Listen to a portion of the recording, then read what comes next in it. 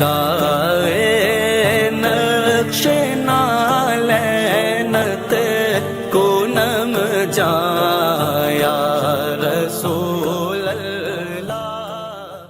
بسم اللہ الرحمن الرحیم، اللہم صلی علی سیدنا و مولانا محمد و آلہ و عطرتہ بیارد کل معلوم لک، صلاۃ و سلام علیک یا سیدی یا رسول اللہ صلی اللہ علیہ وآلہ وسلم۔ السلام علیکم ورحمۃ اللہ وبرکاتہ۔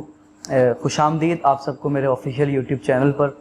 اور مجھے کئی احباب نے، مجھے کئی دوستوں نے، میرے چاہنے والوں نے اور کچھ ثنا خانوں نے جو کہ ابھی لرننگ اسٹیج پر ہیں، انہوں نے مجھے کہا کہ آپ کا یوٹیوب چینل ہے تو اس سے کچھ ہمیں بھی فائدہ ہونا چاہیے۔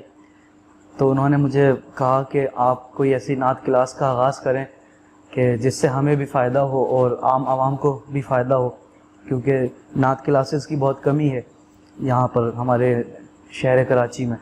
تو انہوں نے مجھے کہا، تو سب سے پہلے تو میں نے انہیں یہی کہا کہ میں تو ابھی خود طفل مکتب ہوں، میں تو خود سیکھنے کے مراحل میں ہوں، اور سیکھنے کا مرحلہ جو ہے وہ جاری رہتا ہے، انسان کی ساری زندگی جاری رہتا ہے یہ سیکھنے کا مرحلہ۔ لیکن ان کی بہت زیادہ اصرار پر میں نے یہ سلسلے کا آغاز کر رہا ہوں، تو تاکہ جو نئے سیکھنے والے ہیں، ثناخواں ہیں ہمارے نئے، تو انہیں کچھ سیکھنے کا موقع مل جائے کہ نعت کو کس طرح پڑھتے ہیں، کیا انداز ہونا چاہیے نعت شریف کو پڑھنے کا، اور کیا آداب ہوتے ہیں اس کے، حضور علیہ الصلوۃ والسلام کی نعت شریف کو پڑھنے کے آداب کیا ہوتے ہیں، تقاضے کیا ہوتے ہیں، اور کتنا کام کرنا چاہیے نعت میں، اور کتنا مطلب سنبھل کے اس بارگاہ میں اپنی عقیدتیں پیش کرنی چاہیے۔ تو اس حوالے سے میں نے ایک یہ سلسلہ جاری کیا ہے، انشاءاللہ گاہے بگاہے وقتاً فوقتاً ہر ہفتے ایک ویڈیو انشاءاللہ میں اپلوڈ کروں گا اپنے یوٹیوب چینل پر۔ تو آپ سب سے گزارش بھی ہے کہ جنہوں نے ابھی تک میرا یوٹیوب چینل سبسکرائب نہیں کیا ہے وہ ضرور آج ہی میرے یوٹیوب چینل کو سبسکرائب کریں۔ نعت سب سے پہلے تو ہمیں یہ فرق جان لینا چاہیے، مجھے افسوس بھی ہوتا ہے کہ کچھ ہمارے ثناخواں، کچھ احباب ایسے ہیں جنہیں اس چیز کا بھی پتہ نہیں ہے کہ نعت کیا ہوتی ہے اور حمد کیا ہوتی ہے اور منقبت کیا ہوتی ہے اور تہنیت بھی ہوتی ہے ایک چیز۔ تو حمد وہ ہوتی ہے جس میں اللہ رب العزت کی تعریف بیان کی جائے، نعت وہ ہے جس میں حضور علیہ الصلوۃ والسلام کی تعریف، ثنا و توصیف بیان کی جائے۔ اب نعت میں بھی کچھ حصے ہوتے ہیں، کچھ پارٹ ہیں۔ نعت کا مطلب تو حضور کی تعریف جس میں بیان کی جائے وہ نعت کہلاتی ہے۔ جیسے میں کچھ کلام بتاتا ہوں آپ کو، تو شائے خوباں تو جانے جانا ہے چہرہ ام الکتاب تیرا، یہ پیورلی نعت ہے۔ سید اعلیٰ حضرت کی ایک نعت شریف جو اعلیٰ حضرت کا کلام ہے، سب سے اولا والا ہمارا نبی، سب سے بالا والا ہمارا نبی، یہ نعت ہے۔ اسی طرح سرور کہوں کہ مالک و مولا کہوں تجھے، باغ خلیل کا گل زیبا کہوں تجھے، یہ نعت شریف میں شمار ہوتی ہے۔ وہ نبیوں میں رحمت لقب پانے والا، مرادیں غریبوں کی بر لانے والا، یہ نعت ہے۔ اچھا، کچھ کلام ایسے ہوتے ہیں جو نعت نہیں ہوتے، جس میں حضور کی تعریف نہیں بلکہ ہم حضور سے عرض کر رہے ہوتے ہیں، ہو کرم سرکار اب تو ہو گئے غم بے شمار، جان و دل تم پر فدائے دو جہاں کے تاجدار، تو یہ نعت نہیں ہے، یہ معروضہ ہے، حضور کی بارگاہ میں عرض کرنے کا ایک طریقہ ہے، ایک سلیقہ ہے۔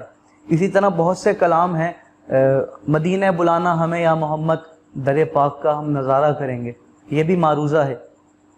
اور کبھی تو سبز گنبد کا نظارہ ہم بھی دیکھیں گے، ہمیں بلوائیں گے آقا مدینہ ہم بھی دیکھیں گے، یہ بھی معروضے کی ایک شکل ہے، مکمل معروضہ نہیں ہے۔ معروضہ وہ ہوتا ہے جس میں حضور علیہ الصلوۃ والسلام سے عرض کی جائے، بھر دو جھولی میری یا محمد لوٹ کر میں نہ جاؤں گا خالی، یہ پیورلی معروضہ ہے، حضور سے عرض ہے اس میں۔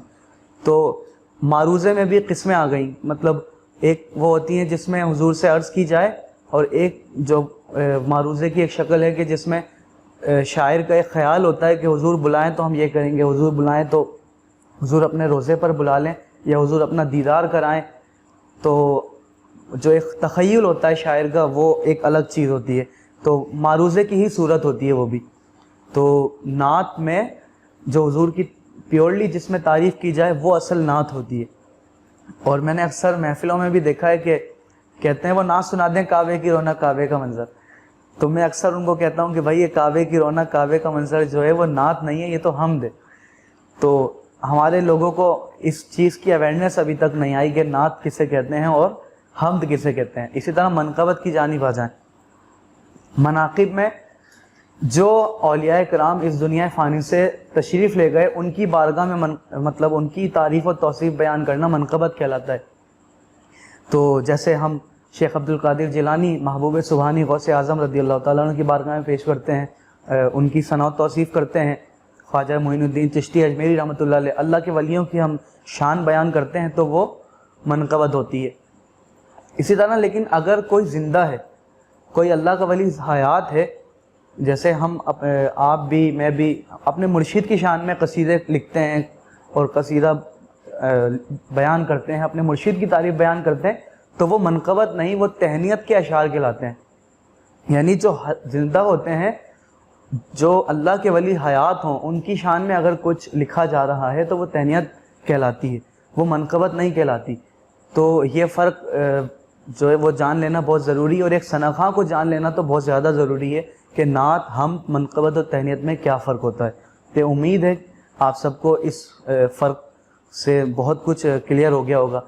تو آئندہ جو آپ دیکھ رہے ہیں وہ سمجھ چکے ہوں گے کہ نعت کیا ہوتی ہے, نعت میں معروضہ کیا ہوتا ہے, منقبت کیا ہوتی ہے, حمد کیا ہوتی ہے.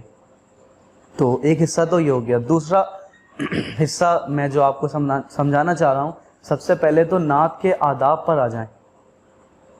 سب سے پہلے تو ہمارے ذہن میں یہ بات ہو کہ ہم کس ہستی کی بارگاہ میں نعت شریف پڑھ رہے ہیں, کس ہستی کی تعریف بیان کر رہے ہیں.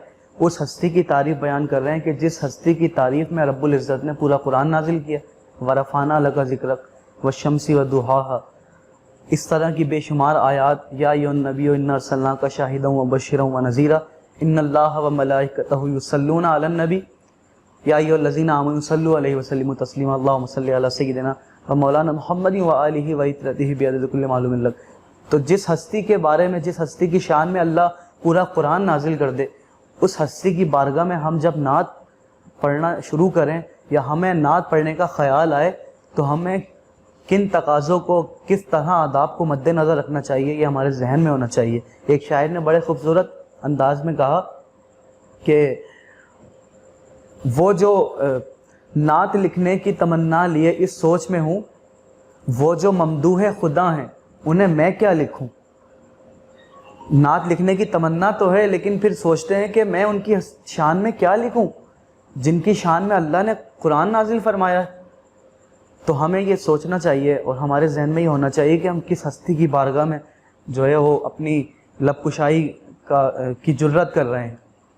تو جو پہلے کے شاعر ہوا کرتے تھے, سیدی اعلیٰ حضرت ہو گئے, برادر اعلیٰ حضرت ہو گئے, مولانا عبد الرحمن جامی رحمۃ اللہ علیہ ہو گئے, اور اسی طریقے کے بہت سے شعراء ہیں آج بھی ہیں جو کہ بہت آداب اور ادب اور آداب کو مد نظر رکھتے ہوئے نعت لکھتے ہیں, اور ان کے ذہن میں ہوتا ہے کہ ہم کس ہستی کی بارگاہ میں نعت شریف پڑھ رہے ہیں.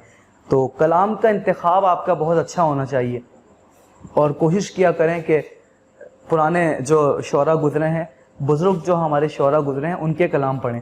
اور میں نے واللہ اعلیٰ حضرت اور خانوادہ اعلیٰ حضرت کے کلاموں میں بڑی برکتیں دیکھی ہیں, اور میرا تجربہ ہے کہ ان کے کلام پڑھے جائیں تو محفل پہ ایک رقت طاری ہوتی ہے, ایک کیف طاری ہوتا ہے. تو کوشش کیا کریں کہ بزرگوں کے کلام پڑھیں, فارسی کلام پڑھیں, سیدی اعلیٰ حضرت کے کلام پڑھیں, برادر اعلیٰ حضرت کے کلام پڑھیں. تو ان ہستیوں کے کلام پڑھنے سے آپ کو بھی برکتیں حاصل ہوں گی. اور موجودہ جو شعراء کرام ہیں ان میں بھی کچھ ایسے شعراء ہیں جو بہت معیاری کلام لکھتے ہیں, تو ان کے بھی کلام آپ نے دیکھا ہوگا, میں بھی پڑھتا ہوں, تو آپ بھی پڑھا کریں. اور انشاءاللہ اگلی کچھ ویڈیوز میں ان شعراء کرام کی نشاندہی بھی کروں گا کہ جو بہت معیاری کلام لکھتے ہیں آج کل کے دور میں. تو آج کی ویڈیو میں اتنا ہی بہت ہے. اگلی ویڈیو میں انشاءاللہ کچھ نئی گفتگو میں آپ کے ساتھ شیئر کروں گا. اور میں دوبارہ آپ سب سے ریکویسٹ ہے کہ رضوان شیخ کے اس آفیشیل یوٹیوب چینل کو سبسکرائب کر لیں تاکہ وقتاً فوقتاً آپ کو میری نئی ویڈیوز کی اپڈیٹ ملتی رہے.